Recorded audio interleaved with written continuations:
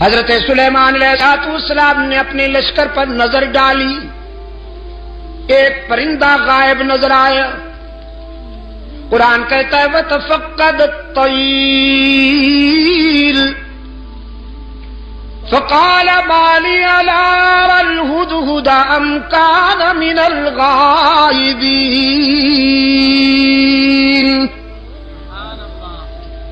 حضرت سلیمان علیہ السلام نے ایک پرندے کو غائب پایا، فرمانے لگے کیا بات ہے، مجھے ہدہد نظر نہیں آ رہا، ذرا دیکھو لشکر کے کسی کونے میں چھپا بیٹھا ہے یا پھر میری اجازت کے بغیر کہیں چلا گیا ہے، تلاش کرو۔ یہ ہدہد جانتے ہیں آپ؟ جی کیا فرمایا؟ اچھا ملا چرگا، تمہارے صدقے جاؤں، یہ کب سے ملا بن گیا بھائی؟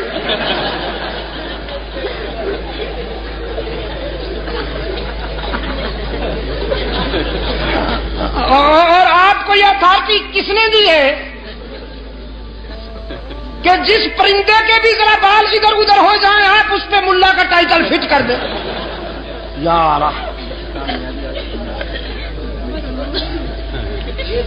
چلو پھر بھی گوارا ہے، اچھا پرندہ ہے،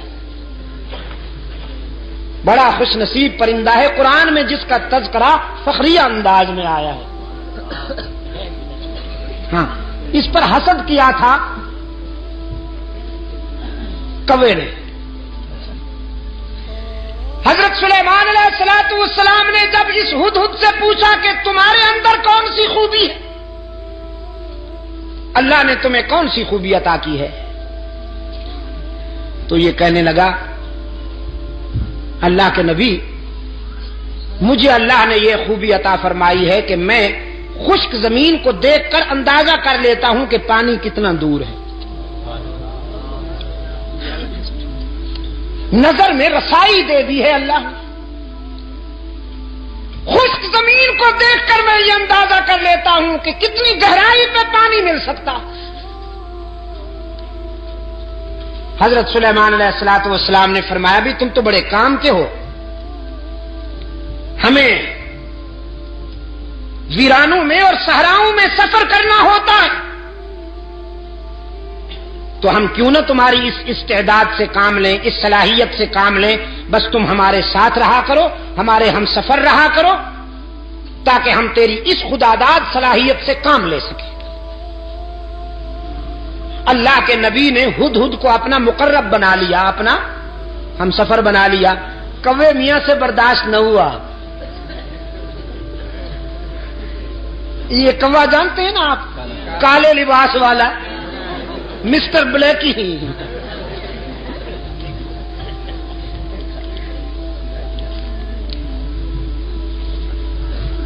اس جنس سے ایسے فیصلے برداشت نہیں ہوا کرتے۔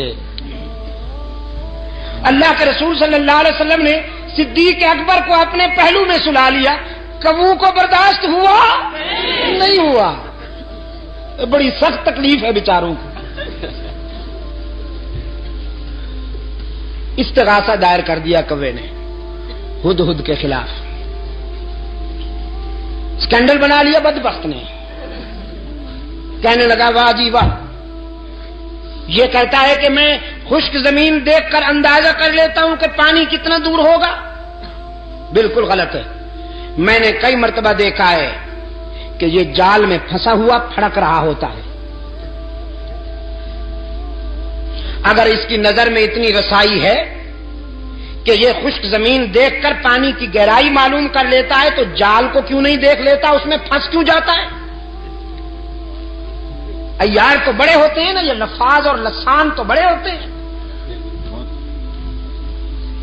اس انداز خطابت میں استغاثہ دائر کیا کہ سننے والے بھی متاثر ہوئے، کہنے لگے جی بالکل ٹھیک ہے، یہ تو بات واقعی تفصیل طلب ہے، وضاحت طلب ہے کہ اگر ہدہد پانی کی گہرائی کو دیکھ لیتا ہے تو زمین کے اوپر جو جال تنا ہوا ہوتا ہے اس کو کیوں نہیں دیکھ لیتا؟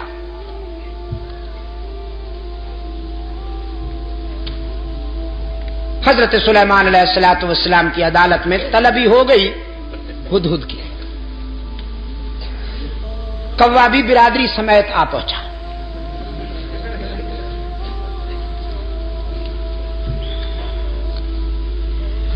حضرت سلیمان علیہ السلام نے کوے سے کہا اپنا استغاثہ بیان کرو. اس نے وہ کہانی پھر دوہرا دی کہ جناب یہ کہتا ہے میں زمین کو دیکھتا ہوں تو اندازہ کر لیتا ہوں پانی کتنا دور ہے، جبکہ یہ زمین کے اوپر والے جال کو نہیں دیکھ سکتا، اس میں پھنس جاتا ہے، تو اس کا یہ دعویٰ غلط ہے، خلافت اس کو نہیں ہمیں ملنی چاہیے.